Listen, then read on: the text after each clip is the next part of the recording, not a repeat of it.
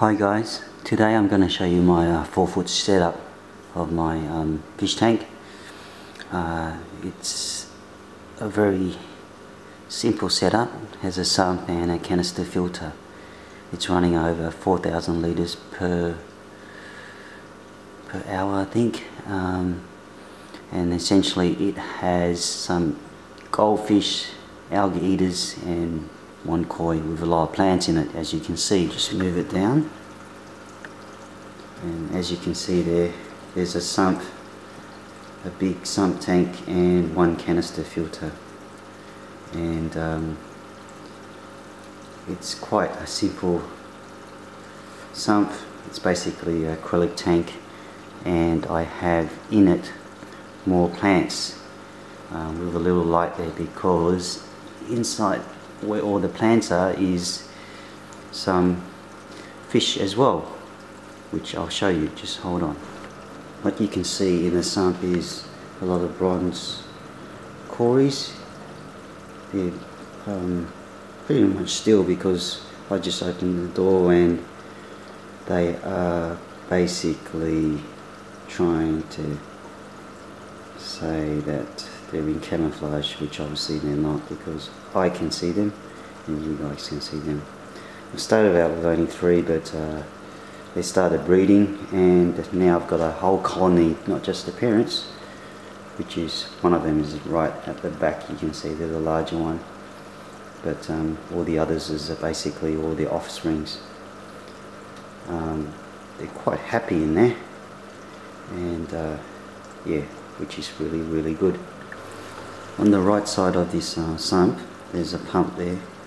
That's one that's a return pump to the main tank, and it's running on 2,000 litres per hour, which is enough for this size tank, being only a 4-foot. There's heaps of plants in there: Java fern, Java moss, Anubias, and I've even thrown in at the top some lucky bamboo. It's not on anything, and it just seems to survive in this tank, which I just don't even touch really. Up above in the main tank, which I should just readjust like that. You can see there's an overflow on the left hand side. That returns back to the bottom tank, and it runs in a full recirculating motion as such, with the pump on the right going back to the 4-foot tank. The supplementary filter is actually the canister filter. I used to have an old Sun one, which was running at 1,800 litres per hour. But the problem with that one was that it was the connections weren't very good, so we replaced it with another Chinese made one. This one is an Acropo 2200, bit more powerful than the older one, which is good, and the connections on that seems to be much better. It has a quick release system, which means that you can take the hoses out without actually ever needing to completely take everything apart just to change the canister, which is really good. The canister is actually run on I don't need to prime it. There's a bulkhead on the top right of the main filter. You can see there that small black tower. It runs to the bottom, and because it's already set up like that, I don't need to prime the filter, which makes it much easier again. The only problem with this filter is actually rated at 60 watts, so it's actually a bit more high electricity usage than I really wanted. But regardless, I'm actually happy with it. I had to return the body of the canister because there was a hairline cracked, but that replaced me with another one. So so far so good. In terms of tank performance goes, in terms of cleaning and that, it's actually really good. You can just see there this algae eater. It's not a Siamese algae eater, it's actually something else. I'm not too sure what, but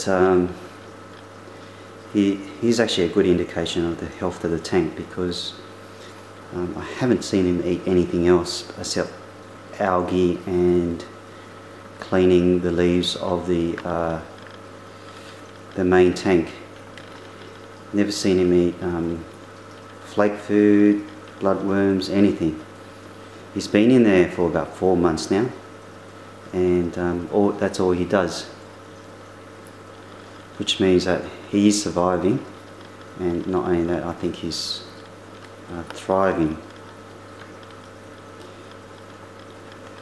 And as you can see there, he's munching on the Anubias leaves now. There's something surreal about fish being comfortable in the tank without you ever having to put any basic input of food in it. I mean, and this fish shows that with this tank, basically. Lights on this 4-foot tank is another 4-foot in terms of size fluorescent tube. It's just a one standard fluorescent tube. There's nothing fancy about it. The beauty about this tank is its simplicity, not its complexity. The other thing you got to realise is I actually don't put any nutrients in it. All nutrients come from the food I add to the tank. And you can see if I go close to the Amazon swords on the left,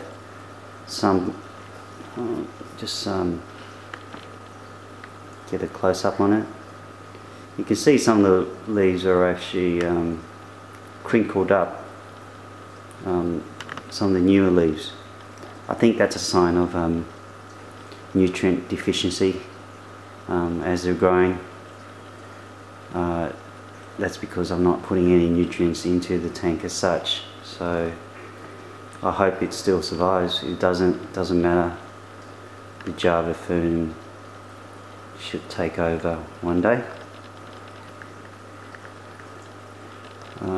What else can I say about it?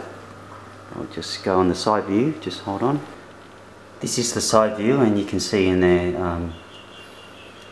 the sump, and basically what I did was with the sump, with that big hole, is that I put in a lot of ceramic bio-noodles, and that effectively gives me biofiltration as well, along with the canister. And on top there's a little sponge to stop any particles from going through. I've had my Siamese algae eater fall through a couple of times. That's the sponge, but it also acts as a pre-filter for the ceramic noodles as well, which is great. So there you have it. That's my 4-foot setup. Please comment and subscribe if you wish, and thank you for watching.